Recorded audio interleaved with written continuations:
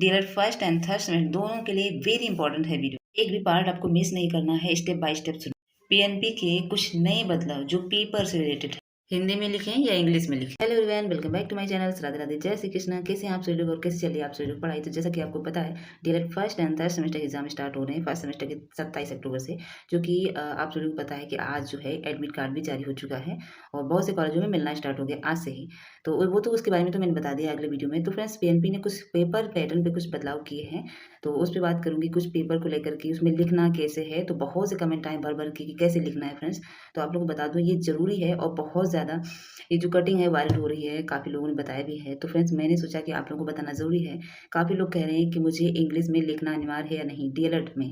तो मैं आप लोगों को बता दूं फ्रेंड, इंग्लिश में आप आंसर बिल्कुल ना लिखें, बिल्कुल ना लिखें। इंग्लिश में कोई भी आंसर मत लिखना, क्योंकि यूपी या डीएलएड है, यूपी का डीएलएड, यहाँ पे इंग्लिश का जो भी सब्जेक्ट है वही यूज कर सकते हो। बाकी हिंदी में कोई भी मीन्स हेडिंग वगैरह भले ही आप यूज कर लो जहाँ पे ज़रूरी है। बाकी ये नहीं कि पूरा आप इंग्लिश में लिखें, बिल्कुल मत लिखना, क्योंकि फ्रेंड इसके नंबर कटने के चांसेस बहुत ज़्यादा हैं। क्योंकि ये बताना जरूरी था और मैंने पिछला वीडियो आप लोगों को वीडियो के माध्यम से बताया है, उसमें ये बात नहीं कही थी, क्योंकि उसके बारे में मुझे जानकारी नहीं थी फ्रेंड्स। इसलिए मैंने अब बोला है आप लोगों को। और ये बात तो काफ़ी लोगों ने कमेंट किया है, तो कमेंट में मैंने रिप्लाई दिया है कि इंग्लिश वैसे भी नहीं इंग्लिश में लिखना है आप लोगों को, क्योंकि इंग्लिश में फ्रेंड क्या है कि ये यूपी का डीएलएड है, तो यहाँ पे इंग्लिश लिखना अनिवार्य नहीं है। मीन्स इंग्लिश में आंसर देना अनिवार्य नहीं है। जो सब्जेक्ट है उसी वही सब्जेक्ट, तो इंग्लिश थर्ड सेकंड सेमेस्टर में है फ्रेंड्स, वो भी फर्स्ट सेमेस्टर में है नहीं। तो आप लोगों को नहीं लिखना है। और मेरा कहने मीन्स ये है कि आप कोशिश करें आप हिंदी में ही लिखें, इंग्लिश में ना लिखें, क्योंकि ऐसा कहीं नहीं लिखा है कि आप इंग्लिश में आंसर दें। आप लोगों को बता दिए पहले भी और इस वीडियो में फिर से बता रही हूँ। एग्जाम सेंटर पे आपको 4 पेन ले जाना है, 2 नीले 2 काले, ठीक है, मतलब ब्लू ब्लैक। और एडमिट कार्ड रख लेना अपना।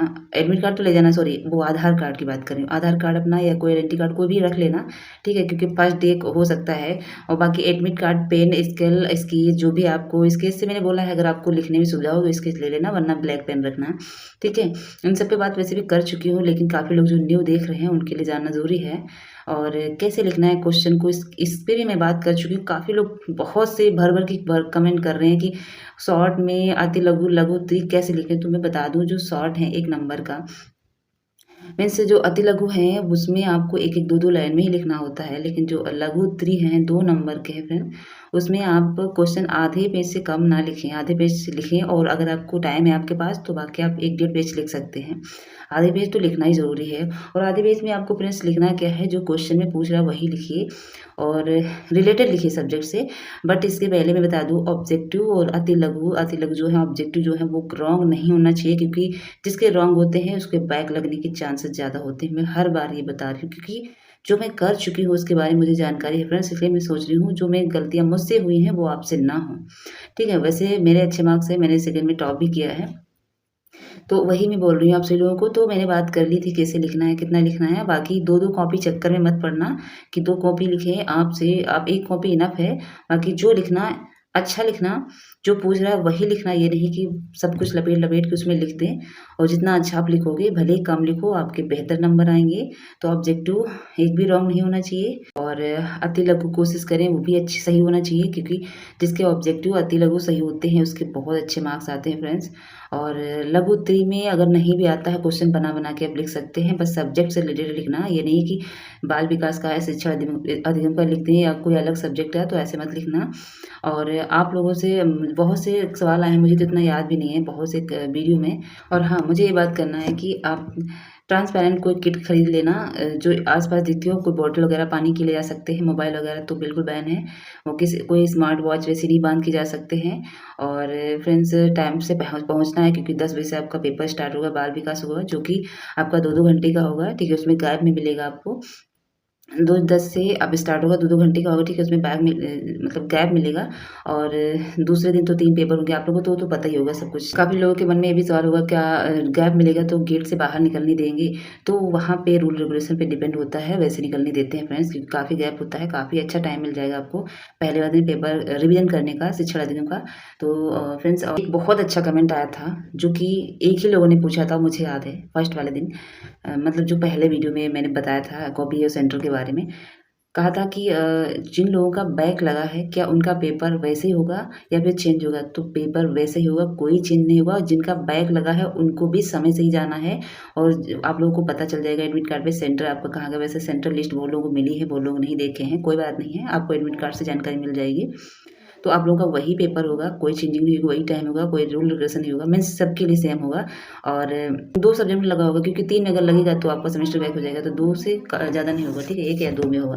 तो उसकी टेंशन मत कीजिए, वो मैंने बता दिया आपको लिखने का तरीका, कई वीडियो में बताया, आपने नहीं देखा है तो जाके देख लीजिए कि अगर आपको नहीं भी क्वेश्चन आता है तो लिखने की ट्रिक मैंने बताई है कि कैसे आपको सिर्फ आप सब्जेक्ट को जानिए। जैसे कि बाल विकास है तो मैंने कल ही बताया था कि बाल विकास को एक बार समझ लीजिए तो आप लिख सकते हैं, ठीक है, पास तो हो सकते हैं 6 नंबरों से। और ऑब्जेक्टिव जितने हैं, मैं बार बार बोल रही हूँ, ऑब्जेक्टिव नहीं गलत होना चाहिए, नहीं आता है किसी से पूछ लेना वैसे आसपास से।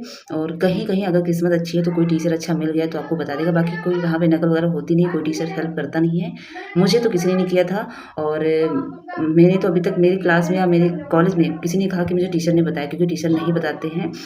और कभी कभी ऐसा कदर हो जाता है कि कोई टीचर अच्छा मिल जाता है तो चुपके से आपको ऑब्जेक्टिव क्लियर करा देता है, ठीक है। तो अति लघु ऑब्जेक्टिव नहीं गलत होना चाहिए, मैं बार बार बोल रही हूँ फ्रेंड्स, अगर ये नहीं गलत हुए तो मैं दावे के साथ कह रही हूँ आपके बहुत अच्छे मार्क्स आ सकते हैं। फिर से मैं रिवीजन करवा रही हूँ आप लोगों को, मतलब फिर से बता रही हूँ कि कॉपी जो होगी उसको इस तरफ से इधर लाइनअप होगी, इधर पतली से स्केल से आप लाइनअप कर लेना, बहुत ज़्यादा नहीं जगह छोड़ना, इस तरफ थोड़ी पतली करना, ठीक है।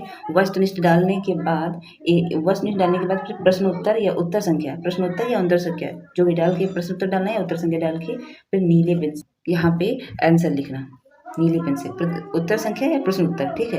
पहले वस्तुनिष्ठ डाल लेंगे यहाँ पे प्रश्न नंबर जो भी होगा, फिर नीले पेन से यहाँ पे लिखना और उसके बीच का गैप तो 2 लाइन का होना चाहिए, इससे ज़्यादा नहीं होना चाहिए। 2 लाइनें इसलिए कहा मैंने, 2 लाइनें छोड़ी थी क्योंकि एकदम क्लीन दिखाई देता है। अगर 1 लाइन छोड़ेंगे तो बिल्कुल एक पास पास मिल जाएगा, क्योंकि वो ऑब्जेक्टिव होते हैं ना। और उसके बाद जो 50 नंबर का होगा, सॉरी 25 नंबर का जो होगा उसमें 5 होंगे क्वेश्चन ऑब्जेक्टिव और 6 नंबर से अति लघु स्टार्ट होंगे। वो भी डालने के बाद उत्तर संख्या डालने के बाद आप यहाँ से स्टार्ट करना है पूरा, ये नहीं कि उत्तर संख्या डाल दिए फिर यहाँ से 20 से स्टार्ट करना, नहीं, यहाँ से स्टार्ट करना है, बढ़िया अच्छे से लिखना है। 1-2 लाइन में आता है, ज़्यादा नहीं होता है, कभी कभी तो नाम पूछ लेता है तो आधे लोग 1 ही लाइन के होते हैं। और जब उसके बाद लघु उत्तरी लिखेंगे तो उसमें हेडिंग का प्रयोग जरूर करना और अच्छी हेडिंग लिखना, ताकि एग्जामिनर ना मतलब उसको इम्प्रेस करना है कि हाँ बच्चे ने बहुत अच्छा लिखा है। तो हेडिंग लिखने के बाद पीछे से ऐसे से मत डिजाइन बनाया करो, लाइन कर दिया करो बढ़िया अच्छे से बराबर। उसके बाद यहाँ से नहीं लिखना है, मतलब यहाँ से नहीं लिखना है, मतलब हेडिंग लिखा उसके बाद यहाँ से नहीं, यहीं से लिखना, नीचे से स्टार्ट करना है, यहीं से ऐसे करके फिर नीचे से लिखना है, स्टार्ट करना है, ठीक है। मैंने बता दिया फिर भी बता रही हूँ। और क्वेश्चन वही लिखना, मतलब रिलेटेड लिखना जो नहीं आता है। बाकी स्टार्टिंग में आपको, और हाँ बहुत से लोग पूछ रहे हैं तो ऑब्जेक्टिव सीरियल नंबर से लिखना और कोशिश करना कि अति लघु सीरियल से लिखना।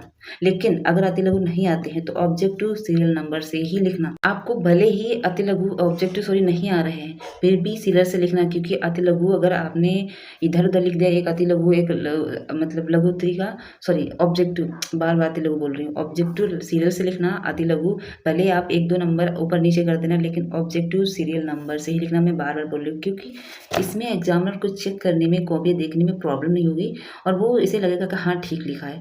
क्योंकि जब आप ऑब्जेक्टिव नहीं लिखोगे, अति लघु नहीं लिखोगे तो उसको लगेगा इसका मतलब आता ही नहीं है, इसलिए उसने लपेट के पहले लघु उत्तरी अति लघु लिख दिया है, ऑब्जेक्टिव बाद में लिख लिया है। तो आप खुद ही दिमाग लगाओ ना। तो यहाँ पे मैं आप लोगों को जो बोल रही हूँ ध्यान से सुनना है, ठीक है। स्टेप स्टेप ये नहीं है कि मिस कर दो, ठीक है। वीडियो बिल्कुल अगर मिस करोगे ना तो आप लोगों की समझ में नहीं आएगा। तो यही सारी बातें आप लोगों को बताना है, कैसे कैसे कॉपी लिखनी है। और मुझे इतना याद नहीं आ रहा है क्योंकि बहुत से कमेंट आए हैं। आप लोग, ये वीडियो लास्ट का है मेरा, इसके बाद वीडियो नहीं आएगा, मीन्स इस पर कोई वीडियो नहीं बनेगा क्योंकि अब आप लोगों का एग्जाम है 27 से, अच्छे से पढ़ें, कोई वीडियो इधर उधर मत देखने के दौड़ें। और कोई अगर आपको लगता है तो बस अपना सब्जेक्ट से रिलेटेड देखें।